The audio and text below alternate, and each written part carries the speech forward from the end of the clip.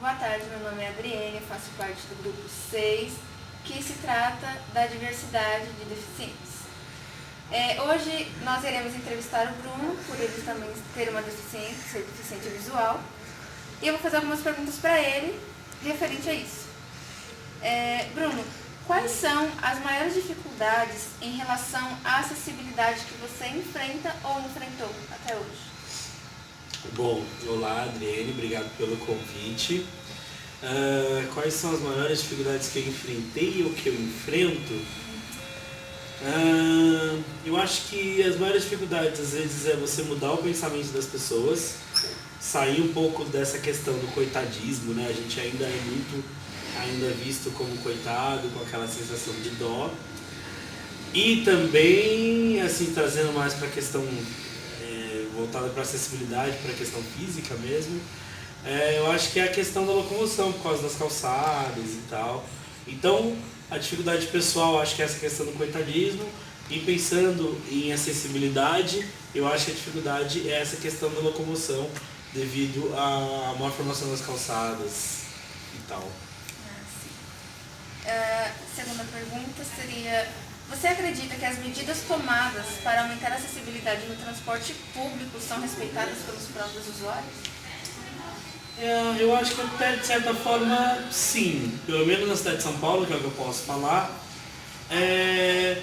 A gente tem até, principalmente o metrô, eu acho que de certa forma os usuários compreendem um pouco a situação do deficiente, né? Na questão do vagão, na questão do ceder o lugar.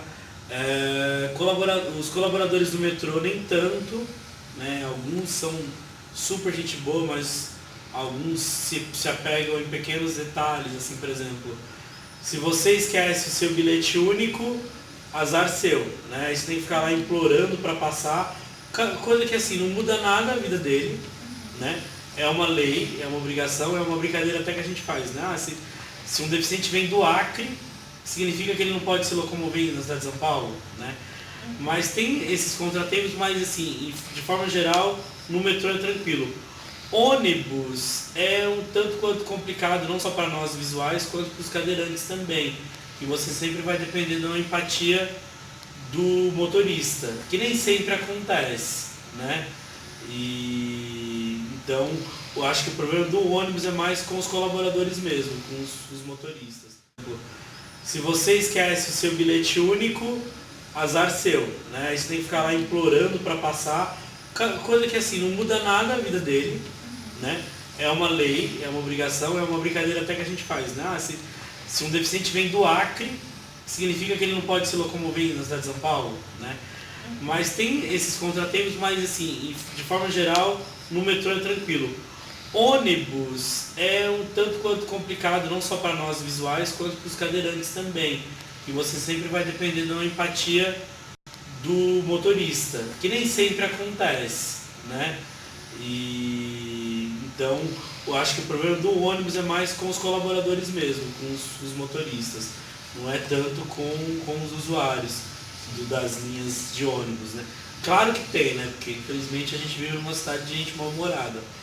Mas de certa forma, eu acho que o transporte é tranquilo também. Tem a questão agora dos aplicativos, né? Que é uma coisa que ajuda bastante o nosso deslocamento. Quais as mudanças que você enfrentou após perder a visão que mais te afetaram? Eu sempre digo que eu passei por duas transformações, né? Eu nasci com a baixa visão, então eu comecei a fazer todo um processo para me adaptar a esse universo de pessoa com baixa visão.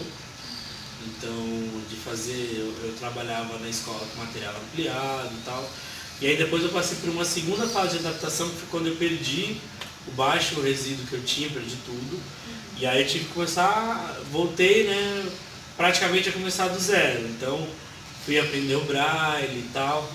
E as dificuldades, acho que tem um processo de aceitação, né, de você entender aquilo que está acontecendo com você, entender que algumas oportunidades que seus amigos que são próximos têm, você não vai ter, em razão da sua deficiência.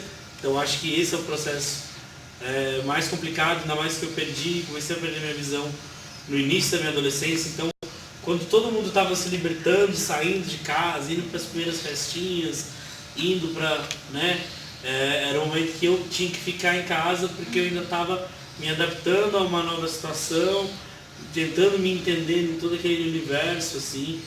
Então,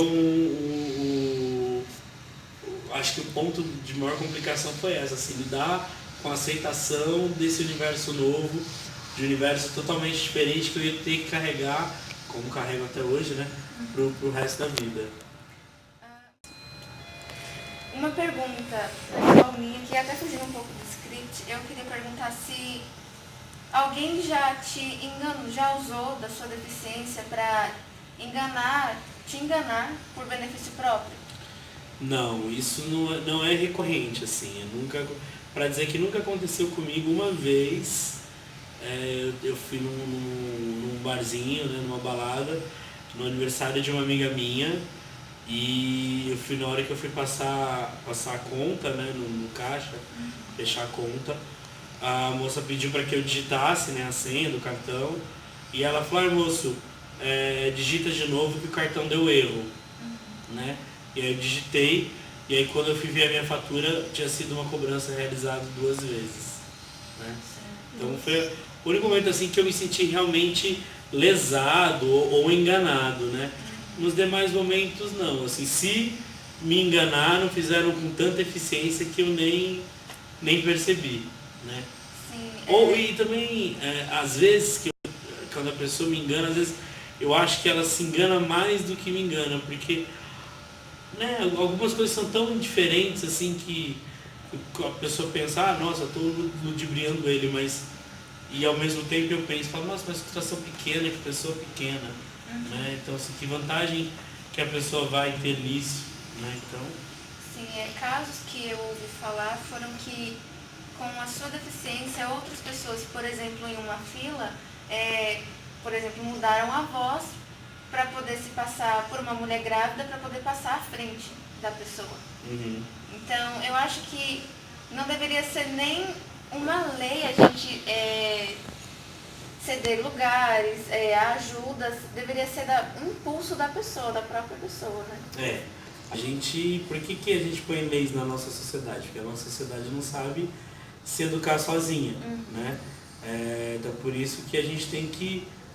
seria maravilhoso se, né, falando de uma lei bem polêmica, que é a lei de cotas, né?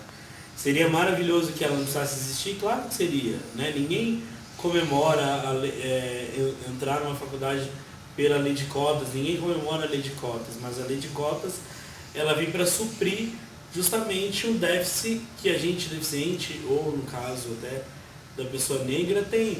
Nos é negada a oportunidade durante a nossa trajetória, né? Se for comparar o meu ensino fundamental e o meu ensino médio com que uma outra pessoa teve, com certeza eu vou sair perdendo, né? De um aluno, além de tudo, eu sou aluno de escola estadual, que já tem aí uma perda, né?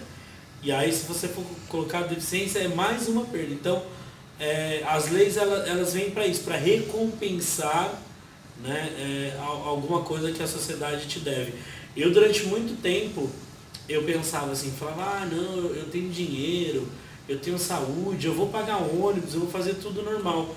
Aí um dia um amigo meu falou para mim, Bruno, a deficiência te tira tantas oportunidades que o mínimo das coisas que ela te dá, você tem que usufruir. E a partir daí eu comecei a não pagar ônibus, sentar colado nos palcos para assistir os shows.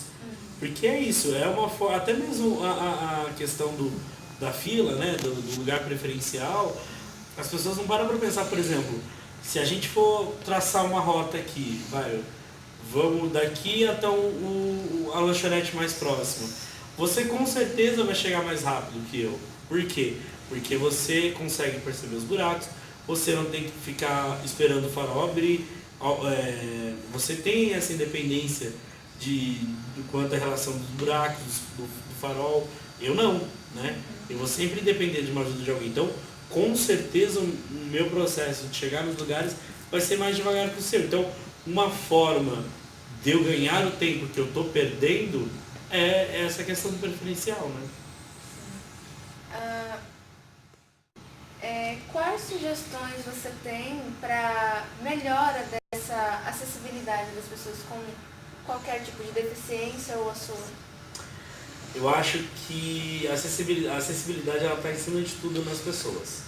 É claro que a sua boa vontade, a sua empatia não vai construir rampa, não vai construir corrimão em braille, mas se a pessoa tiver o mínimo de boa vontade e o mínimo de conhecimento sobre o assunto, né, só de a gente não ser olhado como aquilo que eu falei no começo, como um coitadismo, isso já ajuda bastante na acessibilidade, porque a partir do momento que você consegue desenvolver isso, a empatia, que é o olhar para o deficiente, você consegue pensar que a sua calçada não é legal, você consegue pensar que quando você deixa qualquer coisa no meio de uma calçada, como carro, bicicleta, você atrapalha alguém que precisa se deslocar, e esse alguém não sou eu, deficiente. Você atrapalha um idoso, uma grávida, né? Então tem pessoas que são deficientes e tem pessoas que estão deficientes, né? Então eu acho que o que precisa ser feito, acima de tudo como melhoria, é uma conscientização das pessoas. Eu acho que precisa ser feito mais campanhas na televisão, divulgando como que se atravessa um deficiente, como que se aborda um deficiente para se atravessar, que não precisa gritar. Quando a questão dos tipos diferentes que a gente tem quanto ao uso de bengala, que as pessoas não sabem, que as cores de bengala são diferentes. Então eu acho que precisa ser feito isso, um trabalho de conscientização para as pessoas, para que elas conheçam todos os tipos de deficientes e saibam como ajudá-los e como lidar com eles, como ser empáticos. Porque daí você, se apoderando dessa informação, você consegue olhar para o todo que está à sua volta e não só mais para o deficiente, né? E sim para a sociedade como um todo. Então, eu espero ter esclarecido algumas perguntas. E obrigada, Bruno, pela sua participação. Adorei. Esclareci bastante, até para mim mesma, pela também descobrir a diferença de bengalas que eu também não sabia. E, enfim, é isso. Obrigada.